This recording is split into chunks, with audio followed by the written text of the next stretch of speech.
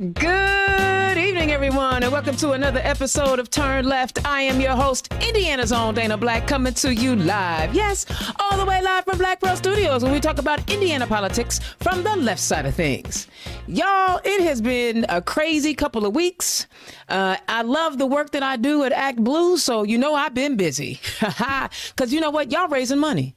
Y'all raising lots and lots and lots and lots of money. And why do I talk about raising money? You see, the current Republican mayor, Republican candidate for mayor of Indianapolis, he's raised a little money, but the vast majority of his money for his campaign is coming out of his pocket. Now, Dana, why are you bringing this up? Why is this important?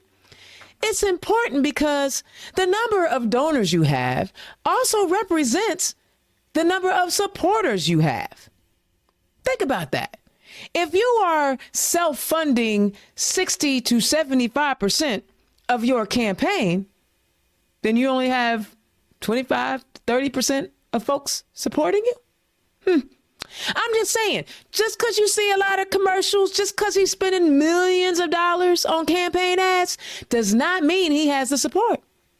So I'm just telling y'all, I'm making my one last pitch to my folks in Indianapolis. Do not sleep. Do not sleep. Turn out, go to the polls, and vote for Mayor Joe. Unless you want the State House in Indianapolis. Unless you want what's going on at the government center in Indianapolis. Because he's the locksmith to let him in. Our majority city council, our majority Democrat city council, and our Democratic mayor have, crafted ordinances and legislation that speak to the needs of the people of Indianapolis. And we sure as heck don't want somebody from rural Indiana, got 5 people in their town, 5, trying to decide what is best for a 900,000 person city, the largest city, the economic hub of the entire state. We don't want them folks in our city. So I need each and every one of y'all to make your plan, get out and vote. But what's going on? Well, it looks like Indy Star reports the Indiana Supreme Court has ruled that State Attorney General Todd Rokita engaged in attorney misconduct. Surprise, surprise, surprise. When he made comments on Fox News about Indianapolis OBGYN who performed an abortion on a 10-year-old rape victim from Ohio. Rokita will receive a public reprimand and will pay $250, which ain't nothing, to the clerk of the Indiana Supreme Court, according to opinion issued on Thursday.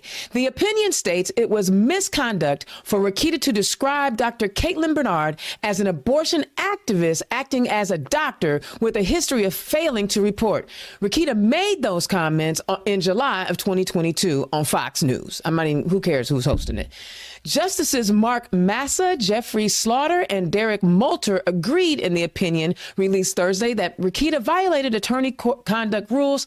Chief Justice Loretta Rush and Justice Christopher Goff, in a dissenting opinion, said the discipline was too lenient given Rokita's position as Attorney General. So y'all hear that the Supreme Court said that he was out of line. He had attorney misconduct because basically he lied. Basically, he was telling false truths and all of that.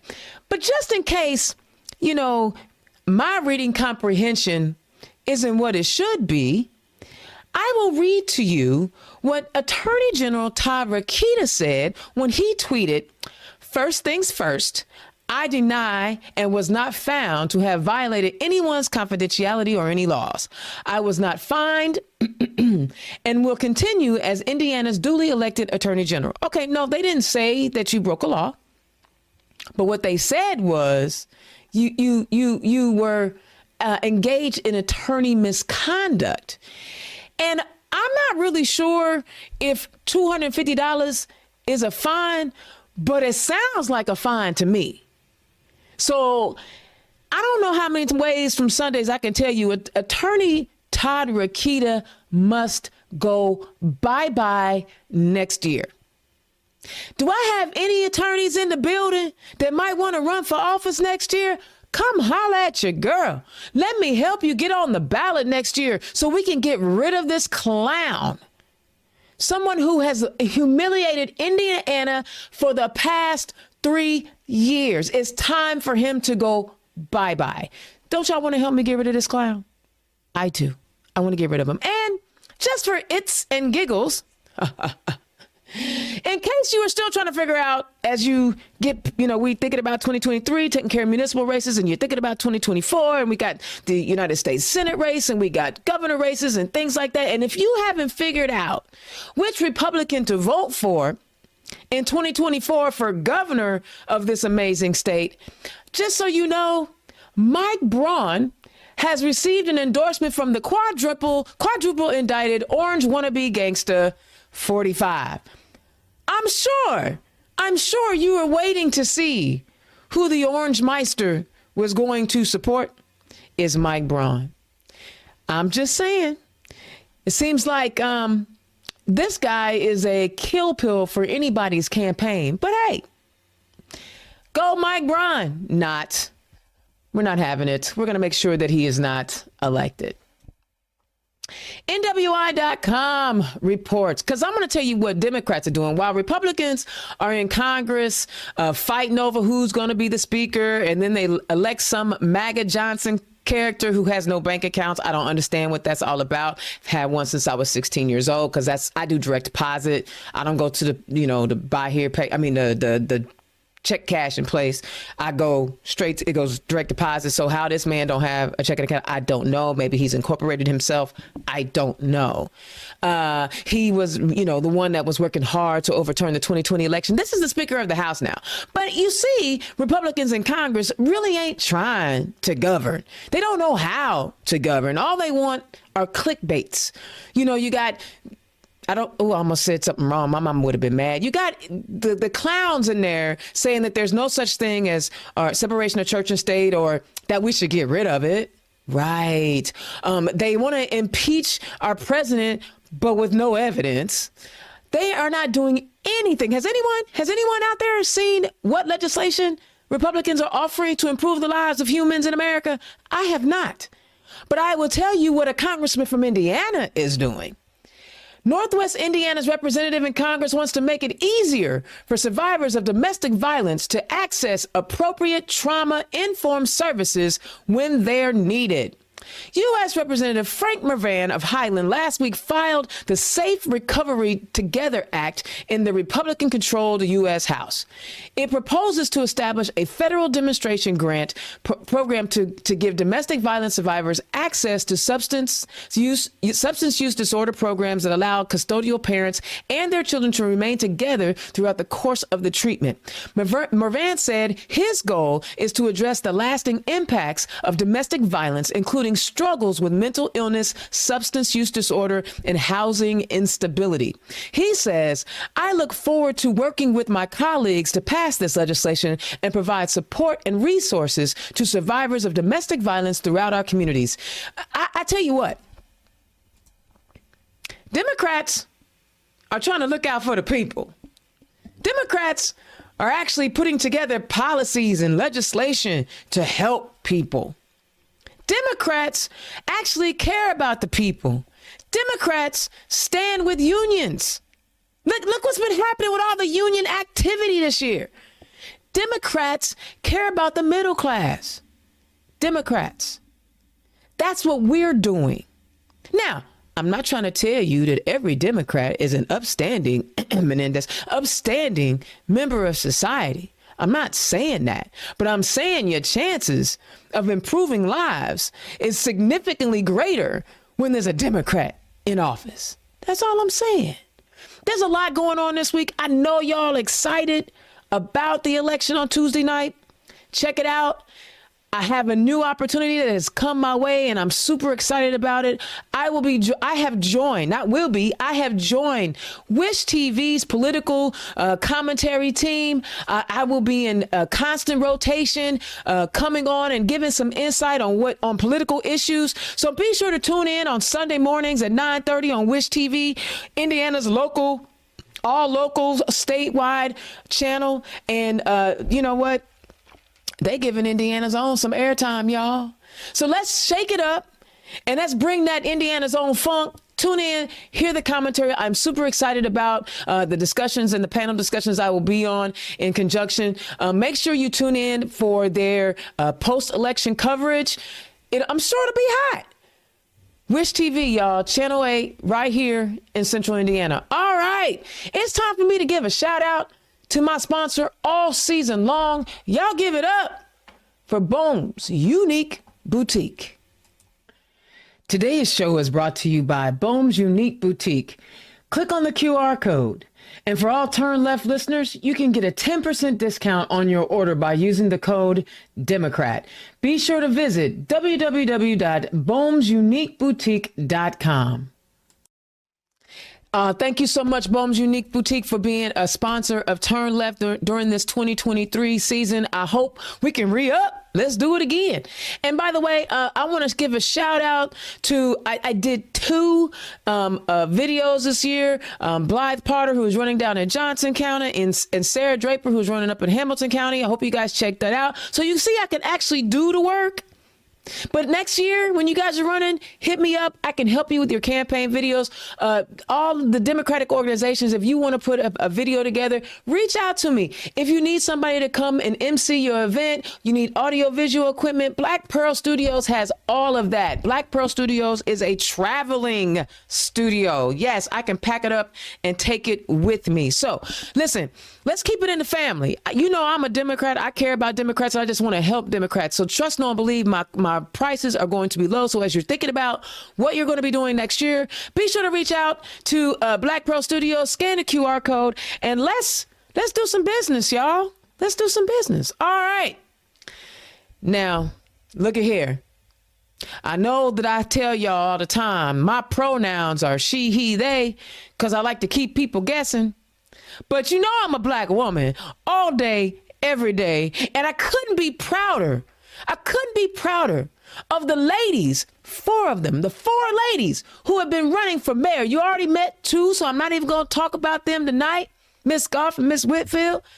But tonight, I'm coming from the north and I'm coming from the south. Y'all give it up. Okay, I'm gonna be cool. But I'm really excited because I mean, Black women rule the world. You know what I'm saying? I'm gonna be cool. Y'all give it up for my guest tonight. First up, a returning guest to Turn Left, Stepnaie Terry, who is running for mayor of Evansville. Stepnaie, welcome to the show. Thanks, Dana. Glad to be here tonight. Yay! And for a first-time rookie coming on the show all the way from Michigan City. Give it up for running for mayor of Michigan City. I'm going to mess it up. Angie, you told me just a minute ago. Say it for me. Angie Nelson Deuitch. I was about to mess it up again. See, that's what happens when you get on this side of 50. I literally just asked to make sure that I could pronounce it right and still forgot it. We're going to start with you, Miss Angie. Was there anything in my rant that piqued your interest you want to comment on? Yeah. So it's first of all, thank you for having me on the show today. I mean, it's been a whirlwind and I've enjoyed running into you all over the state. I've seen you in Michigan City, seen you in French Lick, seen you in Indianapolis. So I appreciate all the work that you do. But our congressman, he's my congressman here. And I just had Congressman Frank at church 2 Sundays ago. So I took him to 2 services. I'm here in Michigan City, and we've sat down multiple times. I went over to DC in January for a SAMHSA conference. It was about mental health and drug prevention and law enforcement. And so it spoke volumes that he would be doing this legislation. You know, we went there as a team to talk to him specifically about funding around, you know, what can law enforcement do when they come up on a situation, whether it's mental health. And see, here in Michigan City, most of the shelters in LaPorte County are housed here, including the domestic violence shelter. So I'm excited that he is putting forth that legislation because we know that those services are important, and absolutely is basically the home to that. So he understands, he gets it, and he cares about the people, man.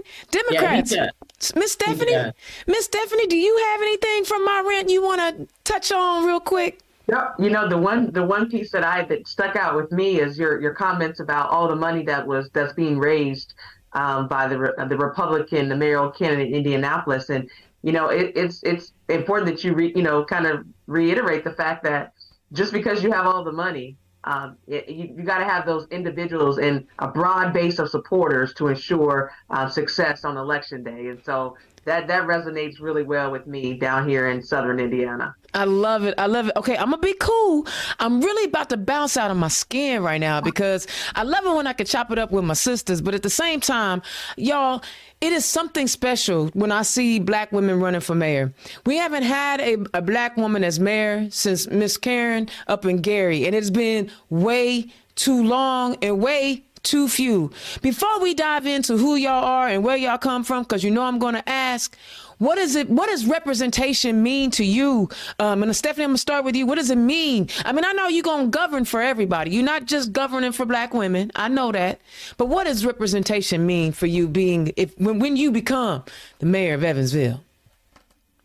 It's vitally important that we have representation. And this process alone has just been so humbling for me. But I've watched women all over this country rise up into leadership roles, and to be sitting here and in this position right now, it blows my mind. Number one, the growth that I've encountered over the last 10 months, but more importantly, how I've inspired even young little girls. Yes. That this is something that is achievable. And I'm just going to continue to try to pour in and bring people alongside me to continue to move this city forward. And I'm just excited about the opportunity to be in such a leadership role, because in Evansville's history, I will be the first woman, but even, more than that, I'll be the first Black woman. And so we've had a saying in our community, E is for everyone. Electing me next week is really going to speak into that tagline and that mission that we want to be inclusive, an inclusive and welcoming environment for all in our city. I love it. Miss Angie? I echo the same things that Stepnaie has said. And I do believe that we're ready for it. I would be the second woman, Miss Sheila Matthias. She was our first female mayor before I moved back here 20 years ago. And we haven't had one since. And I believe that it's time, but more importantly, we are the most qualified individuals that are running in these races. And, I find it, interesting when people ask that question, how do you feel about being the first Black mayor? And I said, well, I will be the most qualified mayor first. But I think it's awesome, being in a non-traditional role as an electrical engineer and being in those non-traditional, job roles. I've always seen how women lead differently. Mm-hmm. We're empathetic leaders, but we're authentic in who we are. I remember a time when, as a woman, if you were an engineer or in those positions where you were expected to act a certain way, even if that wasn't your authentic self. That's it. Code switch. Yes, so you had to code switch. And I think now is the time that, I'm leading from a perspective of youth and leadership as well. Mm-hmm. Our team, just on the campaign trail, our team ranges anywhere from 4 years old to 84 years old. Wow. And that's different for people to see young people participating in the process, but also seeing who I call my golden girls stepping up and doing things for me. So we, again, are embracing everybody. So I love that E is for everyone, because we have really took the time over these last, and I won't even say 2 years. I've been back 20 years, and I think everything that I've done in the 20 years has led up to this time and place. But particularly the last 2 years, we have really focused on engaging everyone from the community. I love it. And listen, guys, just because the election is on Tuesday does not mean you cannot start donating for their re-election campaign. I have included their ActBlue links on this live feed. So go ahead, donate to their campaigns, because they're gonna need it for the re-election. So just go ahead and start donating now. Just start I donating love that. Act Blue. Hey. Act Blue has been awesome. Hey, listen. You see my Act Blue, you know. Let me tell you something. And this show ain't about me, but I divine right timing. I am at the right place at the right time doing all the work. We had a retreat a couple weeks ago, and it's one thing, like, you know how when some people watch you cook fried chicken and they surprised that you use Lowry's, and then there's other people and they cook and they say you ain't got no Lowry's, they not eating your food. You know what I'm saying? It's something to be said about being with your people and your people giving you your flowers. It was a week full of folks calling me a legend, and I didn't even know I was resonating like that with my coworkers. But yo, enough about me. Donate to these candidates. Use the Act Blue link. I'm in heaven right now. All right, Angie, tell the people who you are and where you come from. Well, I'm born and raised in Michigan City. So I'm a sixth generation Michigan City resident. And my family has been here forever. I left, though. Our family moved when manufacturing was closing down in the late 80s, and we moved to Florida. So I went to Florida A&M University. Hey, family. I'm a Rattler and a proud HBCU graduate. And so I graduated from the FAMU FSU College of Engineering. And then after that, during that time there, though, I learned a lot because, my high school here was very integrated. We were very diverse in our school. So it was a different experience transitioning. I thought I was going to be a Boilermaker the whole entire time I was in school. And then a great person here in our community helped a lot of us African-American students get prepared for college. And she said, well, your dad is in Florida. Have you ever considered FAMU? And they're #1 in recruiting National Merit Scholars. And I was like, oh, no, I never heard of it. And that started my journey there. And I had wonderful internships. And then after that, I moved into Texas, where I worked for the phone company for 10 years and moved around, lived in Houston, San Antonio. I lived in St. Louis twice. And then we purchased Ameritech, and I was moved to Hoffman Estates and eventually transitioned back home to Michigan City and commuted to Chicago. And then took a buyout and decided, hey, before they became AT&T, moved back, just started raising my kids and working part-time and became an activist in the community. And, I just was that person that people will call on, with their kids, with something going on in school or if there was an issue. So I had a Girl Scout troop, and then I coached soccer and track and basketball, you name it. And just became very active. So I ran for city council in 2007, and I won at large with a different last name, #1 vote getter. Come on. In the primary and general election after being gone for 15 years. And it was all grassroots. I didn't have any money, nothing. That's me and my kids going door to door, knocking. My youngest, who's at IU now in grad school, she was the ringer. She was like 5, and she knocked on that door, and people were like, "Oh, she was the ringer." So I will say that it's been a family thing. But then, as life happens, I decided not to run again, and got my master's in public affairs at IU, and then I started law school. Oh. And come on, ambitious. I like school. I like school. And so lifelong learner, baby. Hey, after my first year though, I was on break teaching at Ivy Tech, just doing some side hustle gigs. And I'm sorry, teaching at a university, be it a JUCO or a tech college, is not a side hustle, honey. A hustle is on the street corner. You know what I'm talking about. Or selling purses and body butter. That's a hustle. Wait. I was doing tech support from my basement for a local manufacturer. Come on, STEM hustle. Teaching at Ivy Tech, still on the city council. I had like 4 jobs. So they were all side hustles. I ain't mad at you. Pay the bills. But during that time, I had so many opportunities, and I sat on boards with people, and an opportunity came to move to the utility company. And I was on break, not looking for a job, and I ended up in public affairs and government relations with NIPSCO. And it was just a whirlwind. You know, you go from being a law school, single mom, broke, to getting a paycheck. So, you know, it was, and I tried to stay in law school, and it just was too much because my daughter, my oldest, ended up at Purdue, West Lafayette. And and honestly, I gotta say, it's kind of interesting that your STEM brain, engineering brain, was even doing the law school, because those are two different brains right there. Like that's it's true, because when I left the phone company, I thought I could just jump up and go take the LSAT, and my ego was sat right down. And so I didn't do law school because that was my intent. And it was like, oh, I can go take this test. I'm a double E. Yeah, ego was sat right down when I got my score.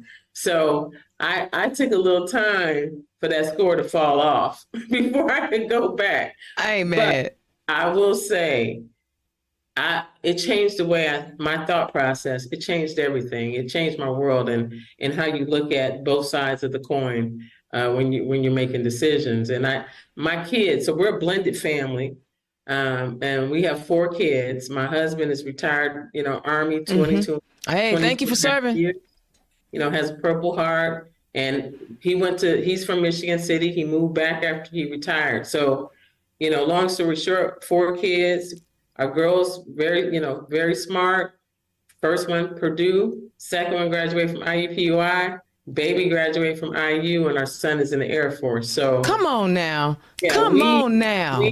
We are that family, and my siblings are all on their way here from Florida, Texas, and New Mexico to celebrate. I'm the oldest of 7. Woo! So, my mom is my campaign office manager. She works for me part-time in my consulting business. You know, my mom went back to school after all of us. She went back and got her degree at 60. Wow. So you it's in you. You didn't have no other choice. It's just in you. Yeah. So we are that group, and our family, we're givers and we're doers. And, you know, so even with that, my family, they've been super supportive. That is so dope. That is so dope. That's why you being successful. All right, Stepnaie, tell the people who you are and where you come from. Well, first, Angie, my side hustles are graphic design and planning events. So see, I think all right with the side hustles. No, but I'm born and raised here in Evansville. This is my home. My parents are from this area as well, and my mom was a church secretary, and my dad, he was a deacon. So I grew up in the church. All right. Look at them Democrats with some Christianity in them. What? That's right. My dad then went into ministry. And so, one of my favorite childhood memories is singing at his initial sermon. That was the first time that I sang a solo in church. And really the first time I was on a platform in front of people. And I think really has fueled a lot of, who I am today. And so I'm grateful for all that they poured into me. And when I announced I was, running for mayor, at first they were hesitant because of the nastiness that comes with politics. Mm-hmm. I'll tell you, my dad he's 74 and he wants to be at every forum, and every event that we possibly have. And so I'm so grateful to have them still in my life. I'm a mother. I have 3 children, and my youngest is a senior this year. So I just ordered graduation announcements earlier today, trying to keep up with everything to ensure, we get him off to college this year. In terms of just work, I have had an amazing journey. Much like Angie, I feel like everything that I've done is aligned for this time right now. And so I started out when I went to college. I went to Kentucky State University, thinking I'm going to be a doctor. Okay, and, doctor. I learned very quickly I didn't have the bedside manner or the discipline that I needed to continue that path. And so after I graduated, got my bachelor's in biology, you decided after college and that I was going to take up health services administration. And so received my master's when I returned home. And I worked in a nursing home for a couple of years, and that was depressing. And, then at that point, I decided nonprofit is where I wanted to be. And so I began to work in the youth and education, sector and nonprofit, space. And that's where I've been ever since. I'm really really glad about, where that's taken me and the connections it's allowed me to have and the doors it's opened. And, in addition to that, just really, I think my involvement, in college, and even before then, I have been in a competitive space. It's in my nature. I don't know what it is, from drama to basketball to volleyball, you name it, I was in it. And so, that's really right now where I want to give my all. And I try to instill that into, my children, as well as, those that I mentor. I mentor this young lady. She's going to graduate this year too. We've been, I've been mentoring her since she was in middle school. And when I tell you the excitement that she sees in me in running for mayor, I'm just excited for her. I'm like, you're talking about colleges, and so it's just been a rewarding journey, and I'm so honored, really to be in this position and be able to give back. I thought, after college, I came home, ran for school board, and after I lost, I kind of put politics aside. Like, this is not my calling. And even later, a couple years after that, I was asked to run for city council, and I ran against, somebody that had been in office for, their name was well known, and I lost terribly. Okay. Well, and it happens. Even got that, it was nasty in the end. And so I vowed, this is, again, this is not who I am, and really gave it up for a very long time. And then, sure enough, a few years later, a local African-American, he had served on our county council for a number of years, 18 to be exact. Oh, and wow. He was relocating from the city and called me up one day and said, "Hey, do you want my seat?" And I said, Huh? What? No, like me? But, after some, long, conversation and thinking about it, I did decide to do that. It also happened to be the same year. It was an election year. And so 4 months later, I was then elected to that seat, and I've been in my seat for 12 years now. And so love it. I just feel like everything's aligned, from the nonprofit work, the government work, the public health service, it's just all fits very nicely into taking this next leadership role as the mayor of the city. You know what, both of you all, first of all, amen for the advanced degrees and the side hustles. Like, I'm gonna do it the their way, and I'm still gonna do it our way. You know what I'm saying? So, yay for all of that and being multifaceted. But guys, can I just say, ladies, y'all are blowing me away, because you are right. Angie, y'all are the most qualified. I'm listening to your stories. I'm listening to your experiences. And it just so happens that the most qualified candidates are Democratic Black women. It just so happens, because I'm listening to y'all's resumes and I'm like, for real? There's not a lot of Black women in STEM. Right. And you went into the nonprofit world. That's a whole nother. It's about fundraising. And they swear Black women can't fundraise. That's true. You know what I'm saying? And you guys are breaking ground. But one thing I noticed early on, Stepnaie, like right after the primary, or right before the primary, I was in Bloomington with Nicole, because that's the only reason and they think I'm an honorary Bloomingtonian. I'll be trying to tell them now. But and we went to like the primary after watch party, and there were some union brothers and sisters from Evansville, and they were dropping your name. You had union support down there in Evansville early. I gotta ask, what did they see? What were you doing down there for the union folks to be like, yo, do y'all know Stepnaie? Y'all need to get with Stepnaie. What's up? More than anything, people just want an advocate. They want somebody that's going to, be an ally for them. And so that's what I've proven early on, and just in my service already, that you can count on me to really be intentional about keeping the people in mind. And so that's who I am. I've worked hard all my life. And so I want to support working families and uplift everybody. I love it. I love it. Indiana's own Dana Black, turn left. I'm talking to Angie and Stepnaie, who are running for mayors of their beautiful cities of Michigan City and Evansville. I hope you were enjoying this conversation. Now, we've done all the niceties. Y'all had a chance to get to know them. Let's get to the nitty gritty. Angie, what's going on in Michigan City that made you say, I need to be the mayor of this city? And talk about, well, let's start there. What were the reasons why for, what was going on in Michigan City that you felt like you needed to be that voice? Well, I took an 8-year hiatus, and so before I was thinking to myself, okay, do I run for mayor? And this was the last election, or run for city council. And it was a family decision because my daughter was still in college and I still needed to have a job. Right. So it was like, hey, you have to weigh your family situation too.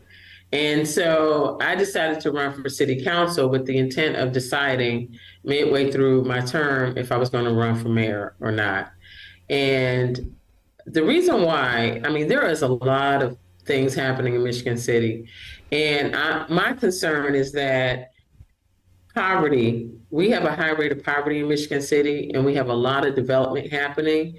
And the census tract that butts up to those, that is adjacent to all that nice, development, is where all the poverty is. So I don't want us to eliminate or push anybody out of the city that is here. We have to figure out a way. You need someone who, first of all, has the forethought and the foresight to be very authentic and sympathetic and empathetic to the needs of the community. Someone who's been laid off twice, someone who's had those disconnect notices, someone who's been through some things, that understands the plight of the people.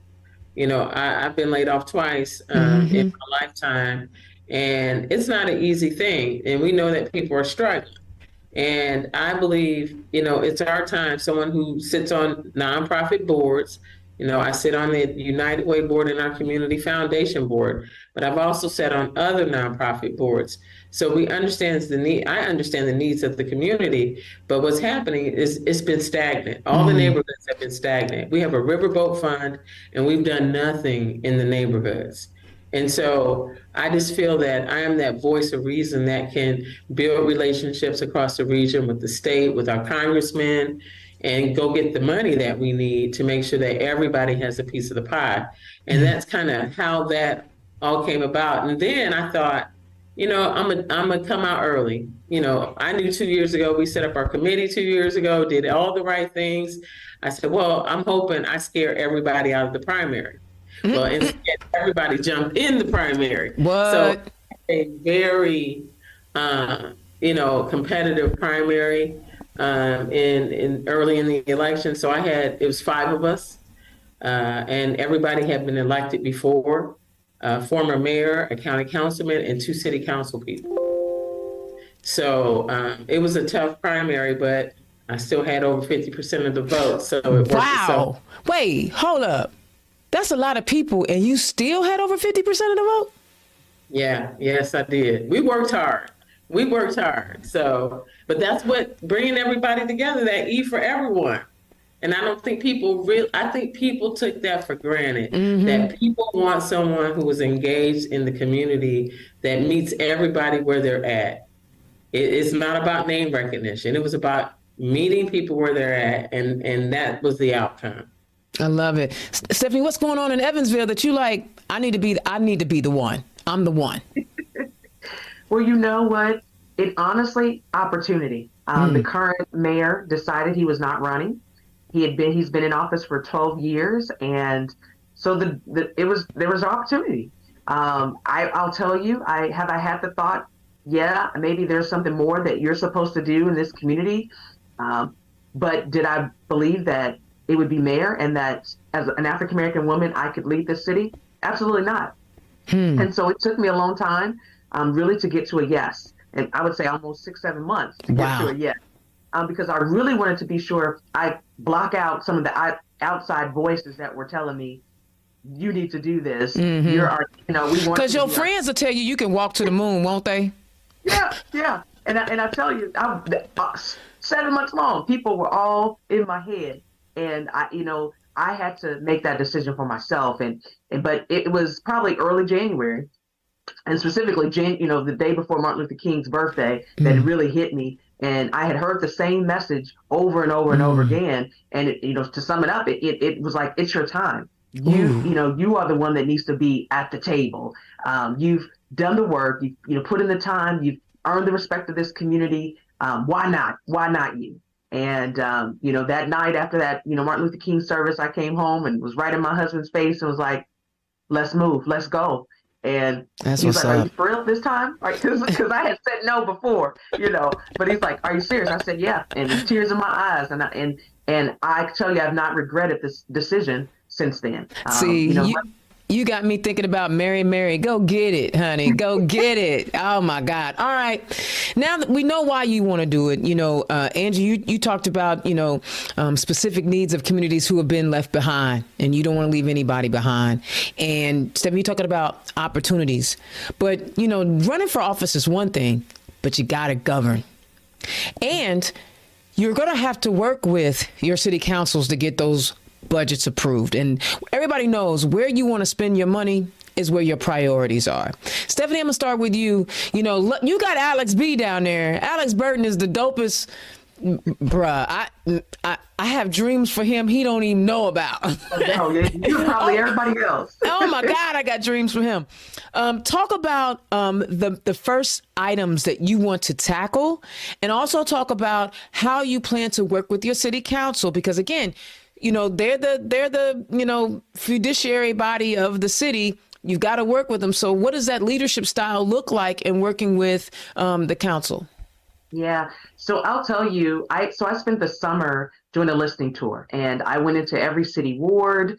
I even did some specialty groups as well, from the Latino community, LGBTQI community. I sat down with folks and listened to their concerns. I also listened to their dreams, and that really what spoke into what I released was our Forward Together plan, and it maps out what we hope to do in the space of public safety, youth and safe recreation.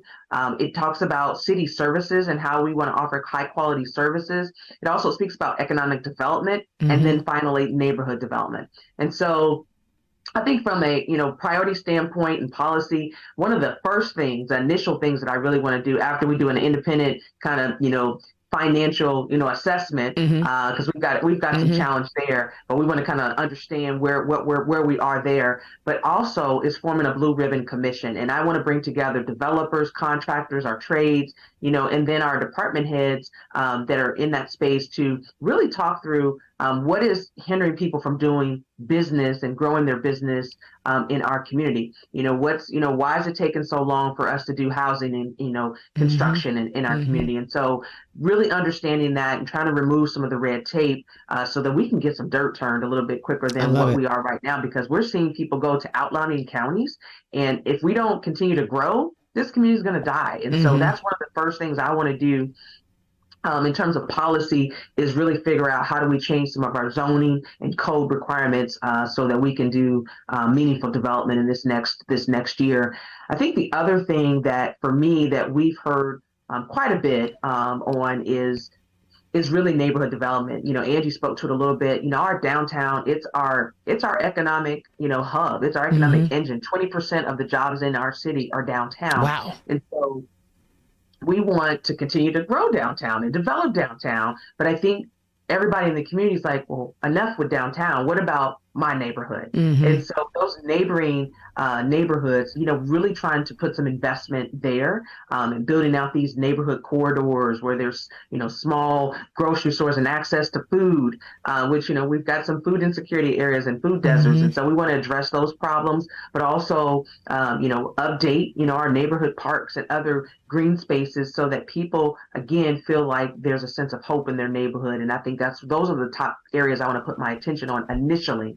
In terms of work with the city council, number one, I'm just trying to encourage everybody. You need to vote our Democrat candidates back more than anything, because we have the majority now, and I'm hopeful that we're able to retain that because we've already started to talk about and align our vision for moving forward. And so I think it's going to be pretty easy and seamless if that is the case. If we do lose some of our Democrat, council members, I have shown as a member of the county council that I can work in a professional and bipartisan manner. And so I will continue to do that, utilize the relationships that I've built with my counterparts on the Republican side, both on the local and state level, to continue to really move the city forward. I love it. Same question for you, Angie. What are the priorities for you going in as mayor, and how will you work with your council? Well, being a member of the city council, I've built relationships with our council members, several that will be reelected, but we have a new group of folks, which is Okay. awesome, some young people. But I would say my first priority is actually building the morale back up in the city with our employees and building some cohesiveness, letting them know that they are the frontline workers that are doing the work, and making sure that I build a framework for strong customer service city center. And right now we don't have that. As Stepnaie mentioned, we have a lot of issues. Most of our complaints are around whether it's trash, refuse, but permitting, zoning, those same issues. We make it hard for people to want to be here as small business owners. And we have a very, very relaxed complaint intake system where if you know somebody, you'll get something done. And everybody should have a seat at the table. So it's going to take us that first year to build a sense of self and build a culture within the city government. And a lot of those things that I'm really focusing on is how do I elevate them and let them know that they can make decisions and that they can do things within the city. So supporting them, but then turning around our neighborhoods, we know they've been neglected. And, I have a couple of programs, there's the internship program I want to implement for our local, we have a Promise Scholarship where we give our residents $5,000 graduating seniors. Well, I want to expand that.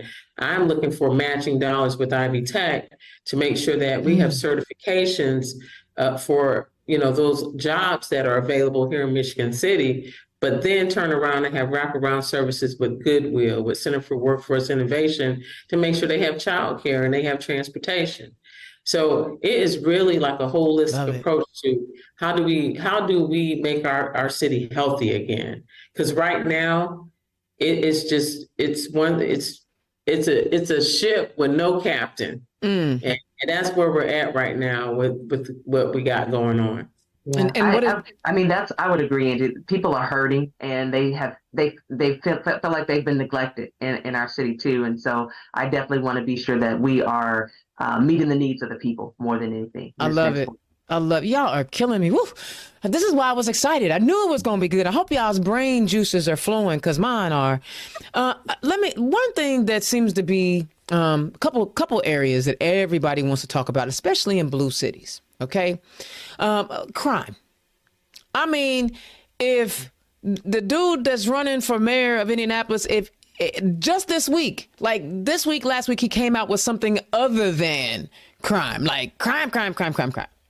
We also know that there are a lot of folks who don't want to be in law enforcement anymore. And I'm going to say it. You ain't got to say it because you will be their boss. But some people don't want to be in law enforcement no more because they're not going to get away with beating up black people. I said it. They didn't. I did. But it still means that we have a lack of, law enforcement. But I also don't believe that law enforcement and adding more police officers to the mix is always a resolution. Well, I don't know what the crime rates are in your cities. And Stepnaie, I'm going to start with you. But I know every blue city, they're talking about crime rates. What are you saying to your constituents when they talk to you about crime and, we need more police? Well, we do need more. We're down quite a bit in our community for sure. But I'll tell you, it is one of the top issues that I hear when I'm talking to, residents at the doors is they want to say for Evansville, the business community saying the same thing. And so it is definitely an area that we've got to get some attention to. But what my message has been is we've got to get at the root of crime, poverty, mental health and substance abuse addiction, housing. I mean, all these things, lead us into, more crime activity if we don't address them. I think the other thing, when we talk about neighborhood development, we've got abandoned homes and things that, removing the blight in our community, putting some additional lighting in areas and parks and areas, throughout the community where there's crime activity. All that plays into a holistic approach to addressing crime. And then another big thing for me is continuing our community policing work that we're doing here. I mean, I will tell you the current, leadership has done a tremendous job in being visible and extending the outreach into various areas in our community. And so continue to expand upon that, I think is also going to be important for us to kind of address crime. But we've got to look at too recruitment. I mean, it's a national issue. I don't think it's something that's going to change overnight, but really think about how do we shift the culture. We are struggling, I think, even throughout the state and even in our county, pay. And our officers are, at the bottom of the barrel in terms of, pay and training support and equipment. And so we've got to address that as well to even garner and attract people to the police force. Love it. Miss Angie? And I'll say that, so we're actually doing a great job this year in recruiting. The council, we did some things differently with some bonuses and some increase in pay. And the group that we have in place, the administration, they understand it. I sit on our crisis intervention team where we train police officers on mental health and how to deal with, individuals that are having a crisis. So we're really trying to look at it from a holistic perspective. With the police department, we have a grant. Now we have a social worker on staff. Nice. And I just think that we can't arrest our way out of things. And people don't understand that your living conditions and your health conditions impact crime in your neighborhood. And, that is one of the reasons why, my organization, we focused on this last year on health outcomes and writing grants around food insecurity and obesity and those things, because people don't realize poverty is a direct correlation to crime. And I think we tend to try to police our way out of situations instead of dealing with the root cause. If we have a healthy community, we'll have people who are willing to step up for their neighborhoods. If they have a safe home to live in and it's maintained, they're more likely to defend their own property. Baby. Versus not. And that's where we're finding there's so many, we have a high rate of rental properties. And again, home ownership and development of home ownership is key and critical, because if it's mine, I wish you would come up on my property. See, I wish you would. Right. So I think now, as we start doing more policing and community policing and being more engaged, and then having a mayor and a city council who are part of the community and being seen in the community and providing opportunities for people to be in those neighborhoods, walking, doing events in those neighborhoods. Crime, people aren't going to come around when people are all about their neighborhood and showing up or in the streets having a good time doing stuff.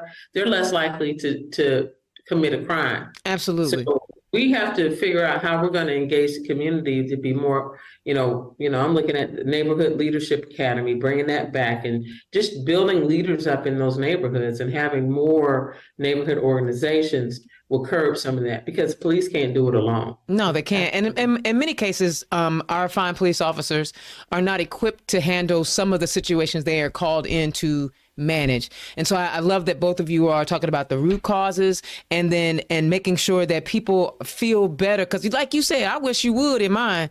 You know what I'm saying? Right. And everybody got a Mrs. Clay when you was growing up. She was ours. Who, if there was rocks in the street, sweep them up and don't be jumping around in some. There was always somebody. Mrs. Clay was ours, and she made sure that all the kids was doing what they supposed to do, and the neighborhood looked good, and our parents knew we were safe. So people don't even talk to their neighbors like they used to. I mean, it's different. And that's why I'm like, we have to get back to that, because it's not the same. We have gotten so caught up in our own, these things and, these phones and everything else and these games. And we have not communed together.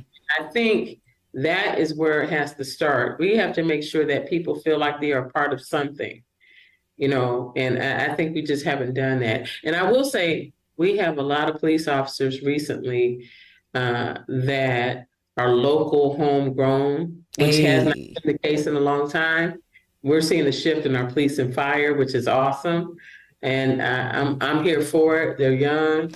I'm a little jealous because, we have here in Indianapolis. We had three females in one class that ended up being the top cop in her class in Northwest Indiana.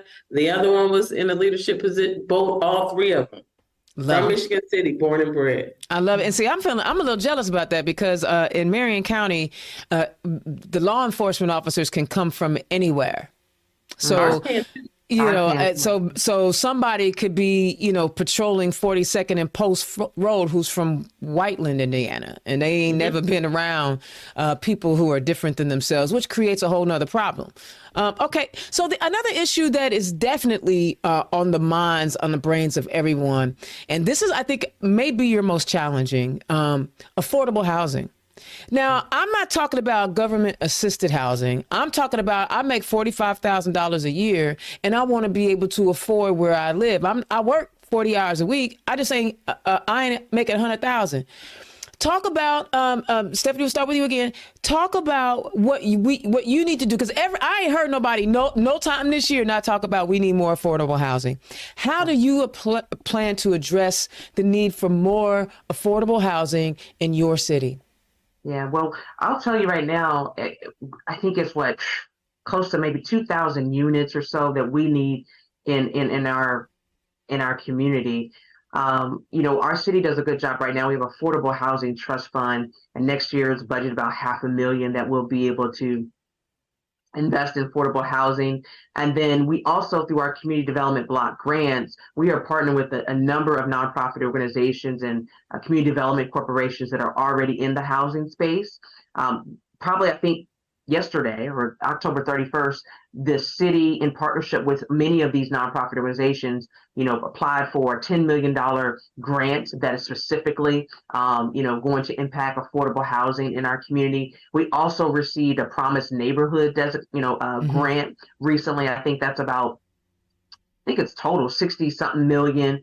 Again, all of that's going to be utilized for, affordable housing, youth programming, and some other things, again, to put wraparound and support services around our young people where they live. And so I think there's a lot of opportunity for us in that space, but we've got to still get back to how do we ensure housing development can occur by cutting out some of the restrictions that people are faced with. I love it. Mayor Angie, y'all not mayors yet. See, it's already rolling off the tongue. Hey, Ms. Angie.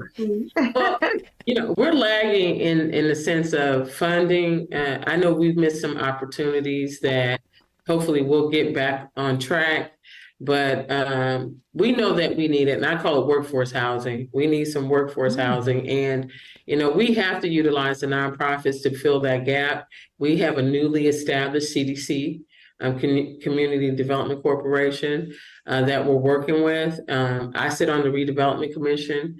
So there are some discussions and we have some locations, but we're behind. And we know that.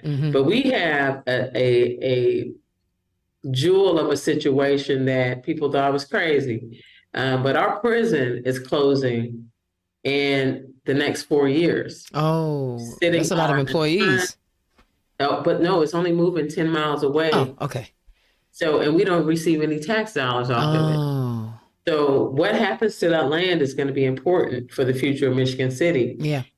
You're talking over 100 acres, So we are excited about that. And, and there are swaths of land that we have available, but we know that we can build the market rate homes that we want our people to be in and our workforce to be in, but we have to provide the programs and the incentives to get them in the homes.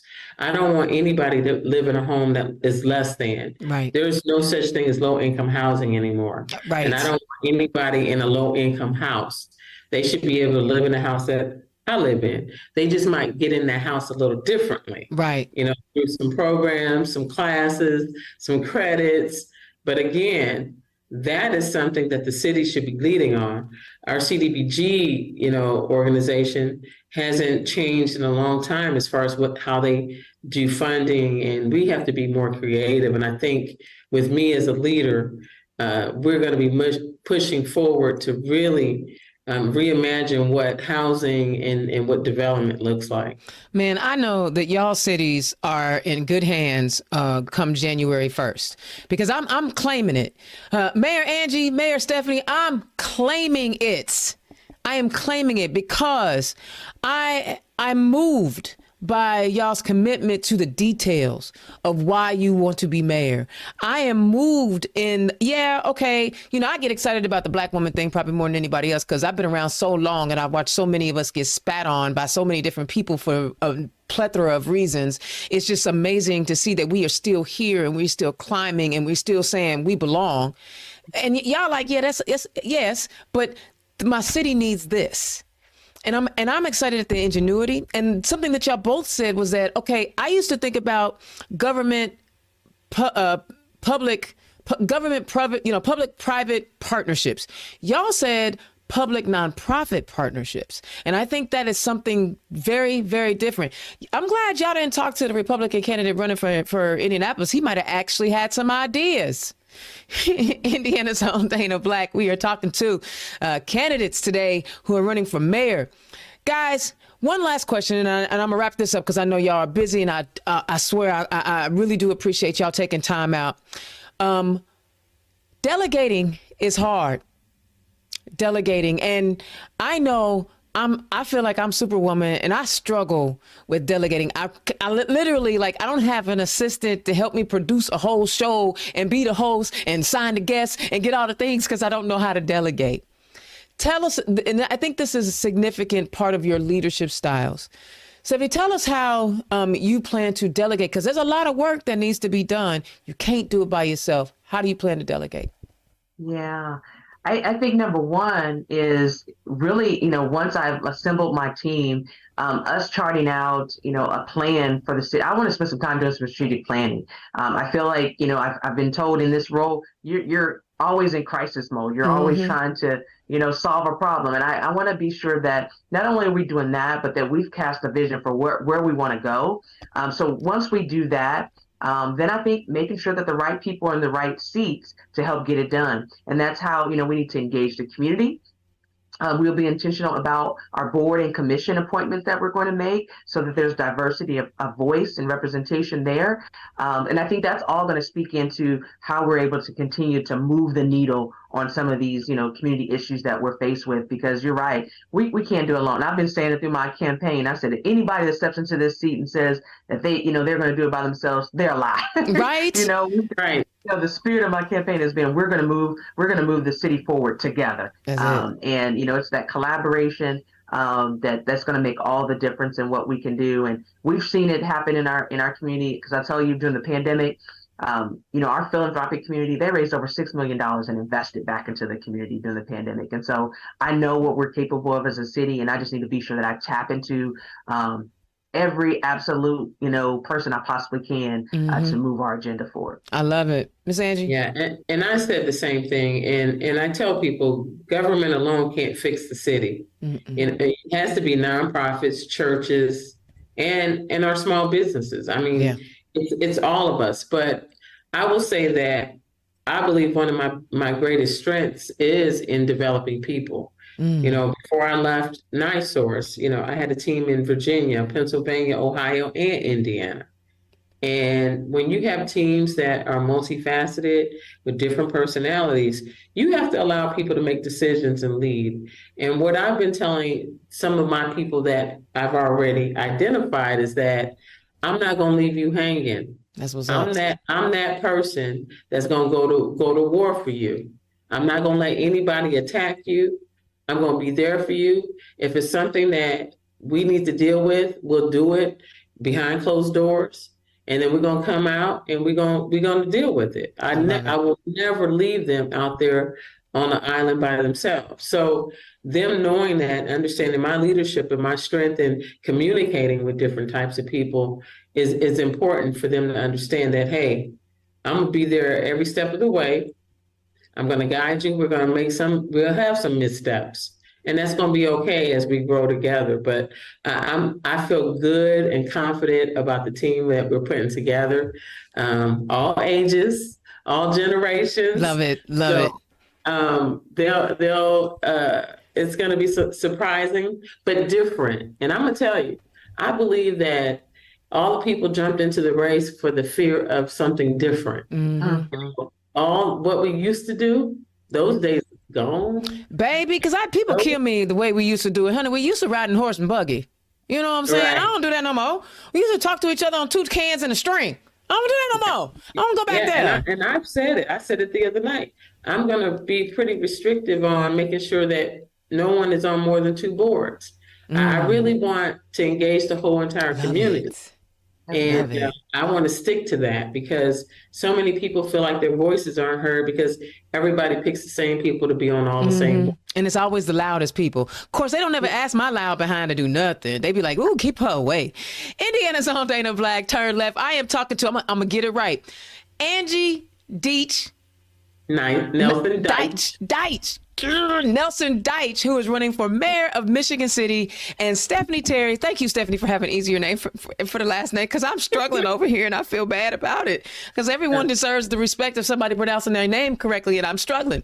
Who's running for mayor of Evansville. All right, y'all. Tell the people where they can find you and where are you going to be on GOTV Saturday. Angie, you go first. Tell the people where they can find you and where are you going to be on GOTV Saturday. So Angie for MC, the number 4MC or FOR for MC. I own all the domains. So come on, AngieForMC.com. You can reach us there. Our number is 219-229-2740. Easy email for us is Angie Nelson Deuitch, the number 4MC @gmail. So Saturday, we are going to be here in our office at 720 Franklin Street in Michigan City at 9 a.m. I've invited all of our candidates on our slate to come out, and we are hitting all the doors that we can on Saturday. And so we will be doing that from 9 to about 3 o'clock. The polling, our early voting location at 8th and Wabash is going to be open from 8 to 3 on Saturday. So we want everybody voting early. Love it, love it. Stepnaie, tell the people where they can find you and where you're going to be on GOTV Saturday. So you can go to our website at voteterry.com. You can follow us on social media at Terry4, F-O-R, Mayor. As well, my number is 812-777-5920. And the email is Stephanie@voteterry.com. This Saturday, we are kicking off our 2-day weekend day of action. Similar to Angie, we're going to call out as many door knockers as possible. We've already reached 10,000 doors since this campaign started. And so we are going to just, reach another 1,000, hopefully this weekend.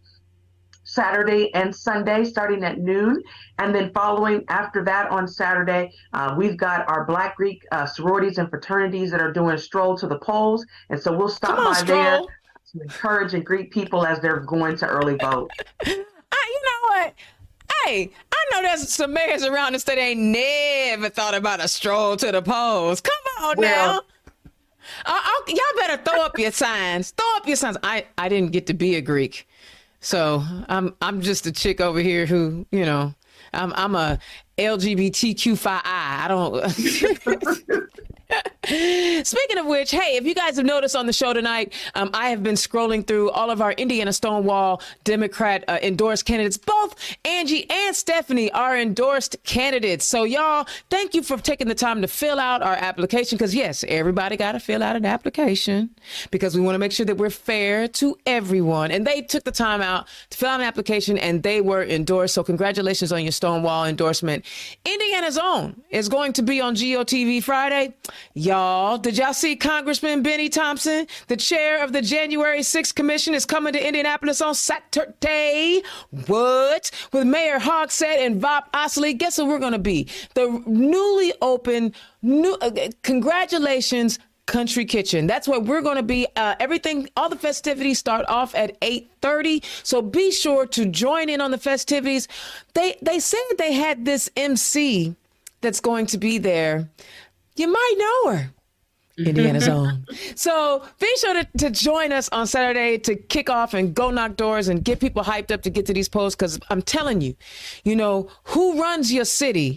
They tell us all the time, all politics are local.